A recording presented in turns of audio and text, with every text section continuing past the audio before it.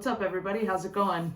So I know you haven't heard from me in a while. We've been really busy with not only spring training, but now we're into extended spring training. So for those of you that don't know what that is, we have a bunch of players that were at our Dominican Republic facility, some Latin American players that are now here in the United States, and we are training them and taking them through their extended spring training, or their spring training, to get them ready for the season, which starts in June. And that is the short season, which is the rookie ball season. Also, in extended spring training, we have some players that didn't break camp with their respective clubs. So these are maybe some older players that we are keeping healthy and keeping them game ready so that if there's an injury at an affiliate, they are ready to go out. So that's part of our job here too. And also there's another component, which is the rehab component, which means that we have players that are just coming back from injuries and surgeries that we are training and getting them ready to introduce, whether it's to send them to their affiliate or just introduce them into our roster here. So it's a lot of moving parts here at extended spring training. It's a lot of fun because you get to interact with a lot of different departments and a lot of different people. So I get the question all the time, what is the normal day like of a hitting coach? Now, I can't speak for the coaches at the other affiliates, but basically what it is here down at the rookie ball level, we typically start out every day with a morning meeting. So what that means, our manager, Skip tells us where we're supposed to be, what time we're supposed to be there. There's a schedule, and it's all mapped out for us. If there's any questions, we communicate it with each other. Pitching department talks to the hitting department.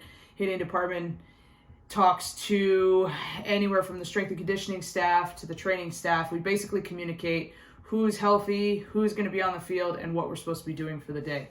After we have our morning meeting, we head into early work. And early work, it could be a variety of different things, but for the most part, it's any defensive players that want to do some individual defense, like maybe some infielders go and do some work on their picks back in the cage. Maybe they use the machine to do that, or some catchers work on their receiving. Outfielders might go out and work on, reading some balls in the outfield. Basically, we have a mix of early work.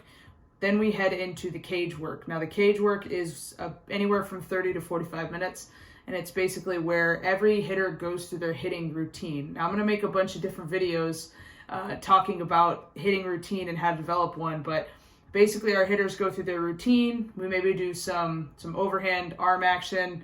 A lot of machine work happens during our early work in the cage, and then we head outside after that. We all meet on the same field. Pitchers, position players, everybody meets on the same field, and Skip gives us the manager's plan of the day. And that's basically where we get all the players on the same page. So it's the same vibe from our morning meeting with the coaches, but now it's directing the players to where they need to be. If they need to be on a certain field, if they need to be helping out a certain department, that all gets said during the plan of the day. Once we break the plan of the day, we go into our stretching program and our throwing program, which is led by strength and conditioning. After that, then we go into some team fundamentals or team defense. And so that could be anything from cutoffs and relays. Maybe work on some team fundamentals like pop-ups. We could work on base running here. There's basically this big block of time where we can work on team drills where we can get the entire group together. Maybe work on pickoffs, for example, if the pitchers are on our field that day. So there's a lot of different avenues we can go there. And then as soon as we're done with our team fundamentals, then we go into batting practice on the field. So not only do we hit at the beginning of the day, but we also hit at the end of the day as well. And that's every position player's favorite part about playing is hitting on-field BP. And so we really try to be creative with it. We do a lot of different things. We do a lot of machines. We do a lot of coaches throwing BP. And after we get through batting practice, which is at our level right now because we have so many guys and we have so many different levels of players mixing in, we do it on multiple fields at the same time. After we get through BP, then if we have a game that day, we go into the locker room. There's about a 30 to 45 minute gap.